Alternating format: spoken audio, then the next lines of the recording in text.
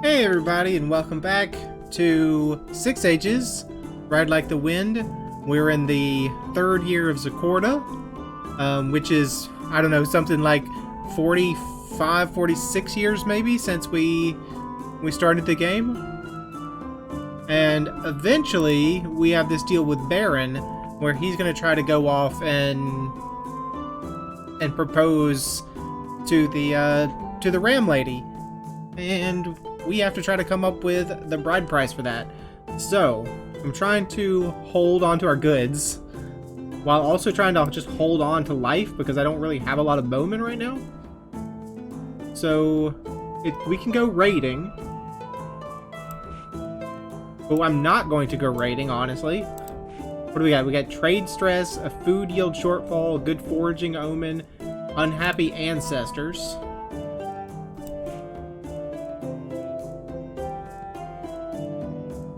I do think I will do maybe a quick, I don't know, maybe a capture horses activity. See if we can get a few horses, because we're really low on horses. I don't want to send too many defenses, because I need them at home. So let's just do that. I'm like 70% sure as soon as I hit this button we're going to be raided. We were not. Darrenai's horse finding expedition. Okay, this actually may be worse than raiding. To the northeast is confronted by a band of ragged outlaws. Her escort is slightly outnumbered. What does she do? Bluff her way past them, kill as many. Try to avoid a head-on fight, please. Swords -1. Darrenai and her group skirmished with the outlaws, trying to lure them up a hillside. The outlaws became enraged and attacked. 4 of the escort were wounded. She felt like she had no choice but to return home. Okay, so that was a waste.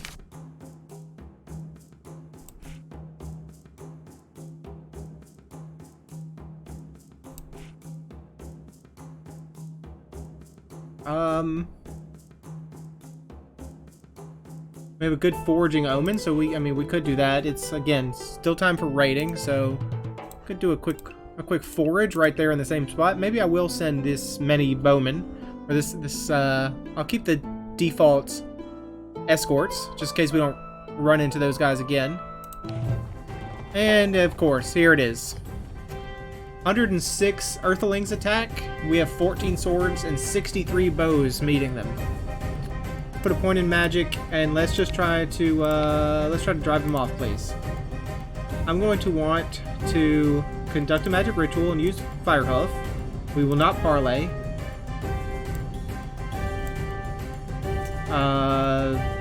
They hit us with a relentless rain of sling stones, which knocked us down pretty heavily.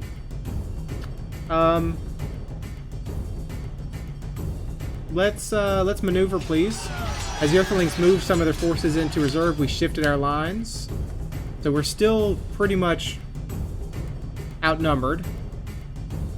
Let's wait for an opportunity, please. They pressed our attack, forcing us out of our battle ranks. They gained the upper hand. Baron said it was hard to tell if their war leader was as capable. Let's hold our ground, please.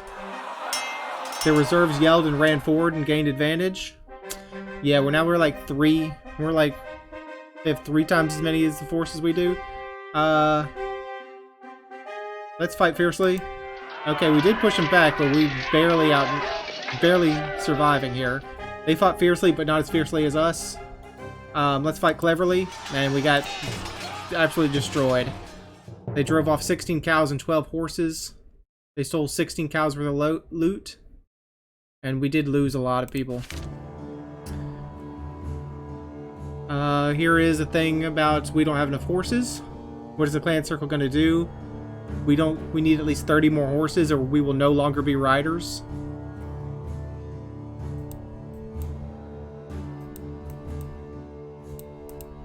So there's a couple points for engage in ceremonial preparation, or we will deal with this, but not in haste. Mood minus. People wondered just when the circle would deal with things, given the fact that they had not yet. It's the apocalypse, guys. We're trying. Hey, we found food. We found 2 seasons worth of food. Okay. mean, we're pretty badly wounded right now. So, Arissa, you're dealing with wounded. Okay. Goods are not looking so hot. It is time to harvest and prepare for the cold. I think I'm just going to hunker and confirm. A grand delegation of all your clan worthies travels to the lands of the Caswalty clan to propose that your young hero, Baron the Tall, marry the famed young priestess Rodalda. Okay, so we finally reached it. We finally reached the event. A union between any rider and any ram would be unprecedented, let alone one between such prominent heroes. Led by their chieftain, Darstakos, the Caswaldings will doubtlessly require you to fulfill several requirements before agreeing. When beginning the negotiation, what is your opening gambit? Argue that mutual survival demands it. Argue that true love conquers all. Assert divine sanction. Bring them the head of a Caswalting enemy. Offer a munificent bride price, payable strictly in cattle. Or offer to share horse secrets. Thankfully, they won't accept goats. Luckily, our herds have plenty of cows. Offer to share horse secrets. Rodalda says we should offer horse secrets first. I've learned to do as she asks, especially when she has a mysterious look in her eye.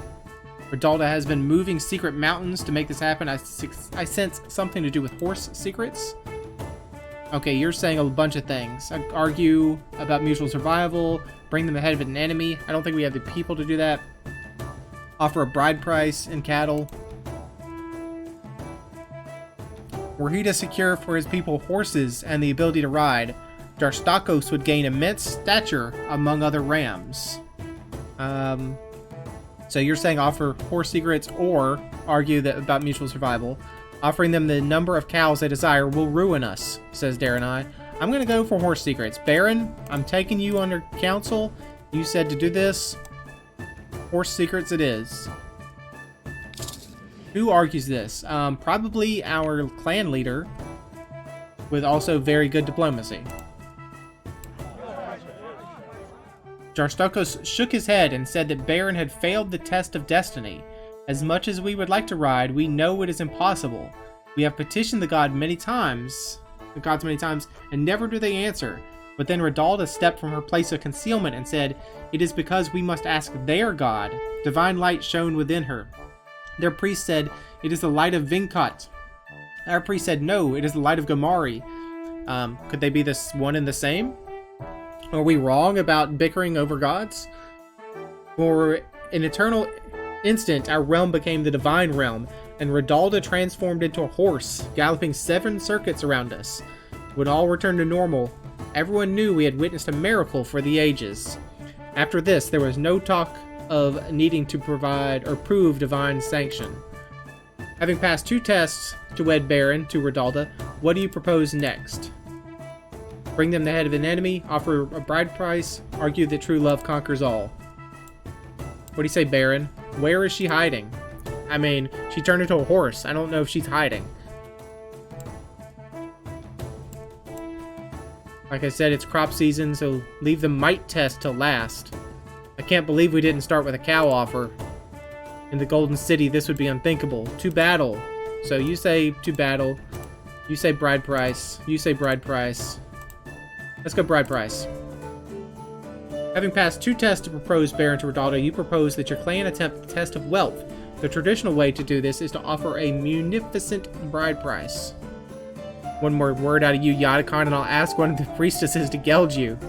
No? Okay.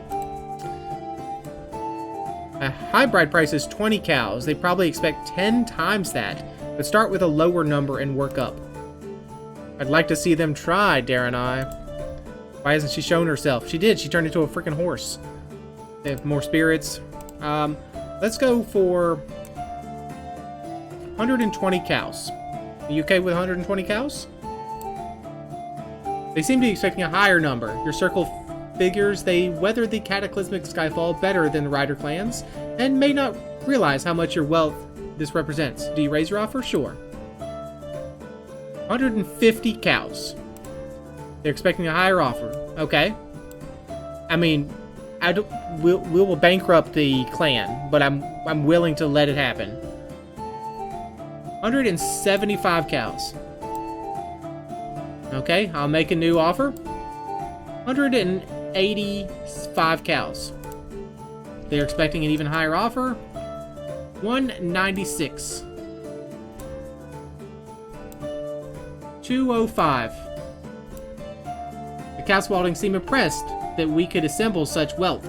The Caswalding chieftain, Jarstakos, said they would consider the marriage, but we had not yet shown enough of Baron's worthiness. Okay.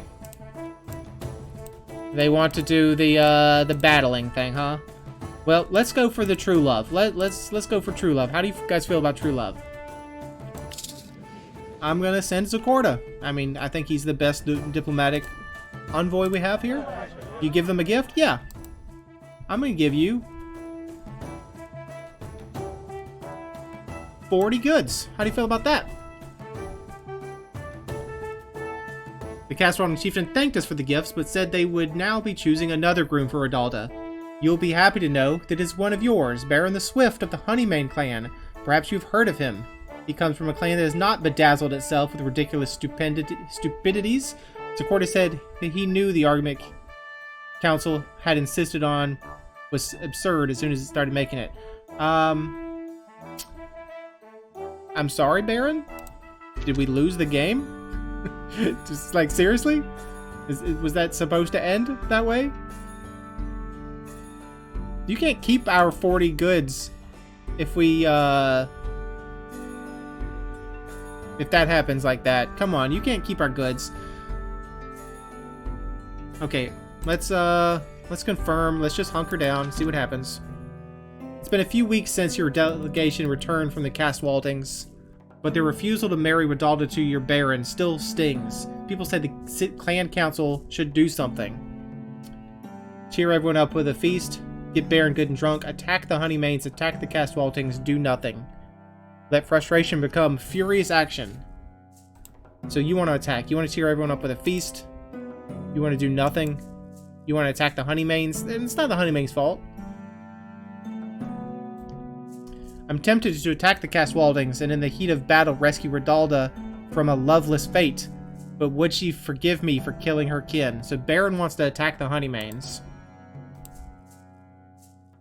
Stelfer Westclan knew himself most keenly when drinking. What he knew was his desire to slay. I mean, the Honeymanes did nothing wrong. The Caswaldings, they're jerks, but I think they probably want us to bait us into this. Let's just have a feast. We drink, and drink we found distraction. By dawn, our addled minds turned to more pressing matters. A delegation of the Twin Song clan comes to ask a legal favor. Their two most prominent families are engaged in a complicated dispute over shamanic drums. The claim has reached its final appeal. Chief Uralton, but he belongs to one of the families involved. Your elders are known for their wisdom and can remain impartial. Will you send 3 of them to judge the case for you? Agree if they treat this as a favor. Agree in exchange for a gift. Agree, no strings attached. Or decline. Who's the Twin Songs again? They mock us. They don't sell slaves. So we don't owe them a favor or anything. So you... Let's see. What's the answers? No strings attached. For a gift. Let's just do it. No strings attached. We'll be friends with you. They praised our generosity. The legal dispute taxes the wisdom of your learned elders. The law is simple, but the facts in this case depend on which side you find truthful. The more you hear, the less you know. Your elders could as easily rule for the defendants or the party lodging the case, who is related to the chieftain. Who do your elders rule in favor of?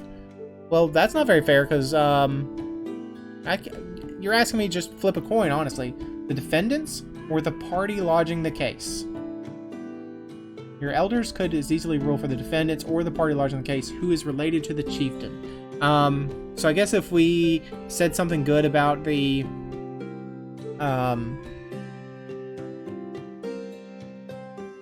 like the plaintiffs, the chieftain might like me because that would benefit his family.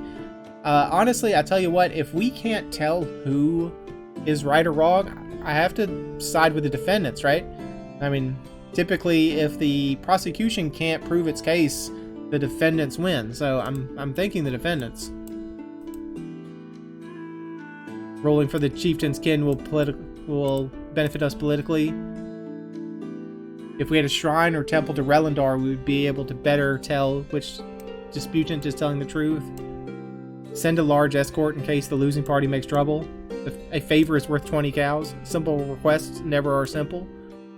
I'm going to go with the defendants. The chieftain said nothing, but looked unhappy. Mock -1. Well, I'm sorry, Baron. I don't know what to say about this, buddy. We tried very hard, but it did not work out. Don't really know what to say to you.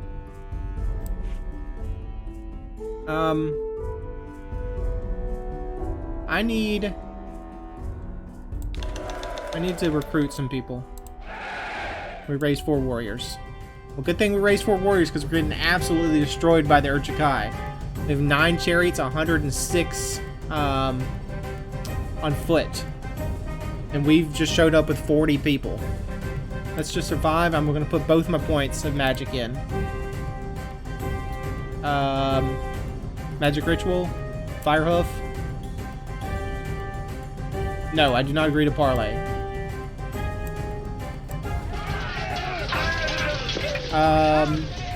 We were able to finish the ritual, but we were not in good battle order by the time the Urchikai advanced reached us. Let's hold our ground, please. They attempted to fight cleverly, but we're not clever enough. The battle began to swing our way. Baron said that only the gods could say for sure, but our fighting skills seemed better than ours. Well, they're way pushed back, so let's take risks to win. And we got completely destroyed. They took 19 cows and 14 loot. Well, in turn, I guess. Raven says he craves action and would like to help us on a herd raid by concealing our raiders. I don't know if I trust him, but your patrols intercept 6 members of the Eyes of Gold clan on your lands with 7 stolen horses. Unlike honest raiders who take livestock openly by force of arms, these rustlers stole the horses by stealth. At first you assume that the horses are yours, but then you check the brands and they see they were taken from the tricorns. Let them continue on their way, ransom the horse thieves back to their clan, send them on their way, keeping the horses, or take them and their horses to the tricorns. So the tricorns, they like us. The Eyes of Gold, I think we're enemies. They mock us. They sell slaves, but they don't keep them. What do we say? I'm thinking take them and the horses to the tricorns. If we let them get away with this, they'll come back for our goats. Ransom the horse thieves back.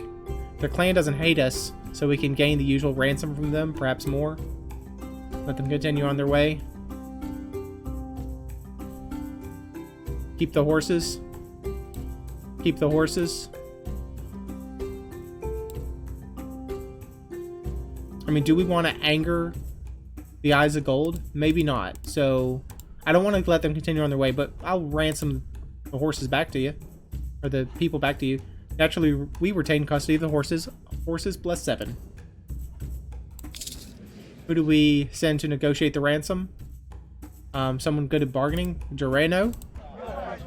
I guess I will send an escort. We bargained well, moving them to pay 31 cows, a higher than usual ransom. And there's the end of the year. I'm sorry, Baron, we tried. 19 babies were born. The clan has 22 fewer people, 7 more heads of cattle, and 10 fewer horses. The omens forecast a mild, dark season. We are now known as Wooing Redalda. Yeah, but it didn't work, did it? We need food. I'll put a point in ritual magic, sure.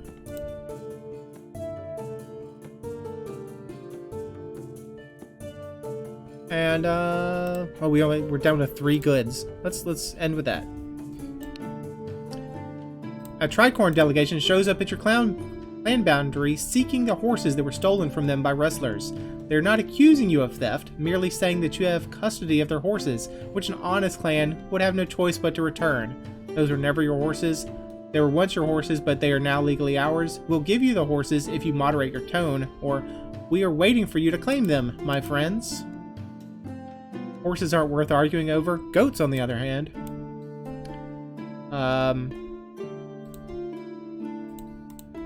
You know what? We're friends with the tricorn, so here you go. Here's your horses, guys. They thanked us and departed. People said it was best not to risk a fight over a few horses. The famed hunters of the tricorn clan went up north and brought home meat from a woolly tusk beast. I thought that the meat of those animals was tough and not so flavorful, but they insist otherwise. They feast on it now and will preserve much of the meat for later. We should build shrines to Dostal, god of the hunt. We won't have their luck, but it will perhaps help us stave off hunger. You know what? Let's do another venture while we're remembering to do it. Can't do crafting, and trading is already happening. The clan mood is pretty bad right now, so let's entertain. Let's try. Ernos told favorite tales from the migration and raised people's spirits a little, though many were still despairing. A chariot crew belonging to the Morkagan clan drives up to your clan boundaries to request hospitality for a few hours. Their foot soldiers guard a group of captured rams bound for sale in the Wheel Valley to the north of the Wheel Kingdom to the north of the valley. Our merchandise has reached the limits of its endurance. As we wish it to arrive in good condition, we will be grateful for permission to pause here a while. We will make it worth your time. So, do we allow them to move slaves through our territory? Agree. Attack the slavers. Decline. Grant hospitality so you can learn more, then alert the captive people. I think that's probably the option, because we don't deal with slavers around here. If we can figure out what clan those slaves belong to, they could reward us for information. Yes, let's grant hospitality. That's +7. Josedivus gave us rings with ram decoration. We learned that the prisoners belong to the Porganosi clan, and that their captors plan to sell them to a trader named Frithorf in a spot called Tor Yema.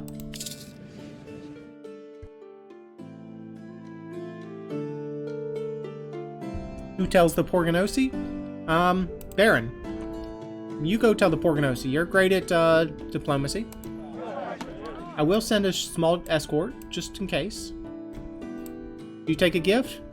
No, I do not take a gift, because the knowledge is enough of a gift. We broke through Porganosi's suspicion to assure them that we spoke true, and their people could still be saved. We can start another venture, so I'm gonna do it. I need goods. Let's go trading.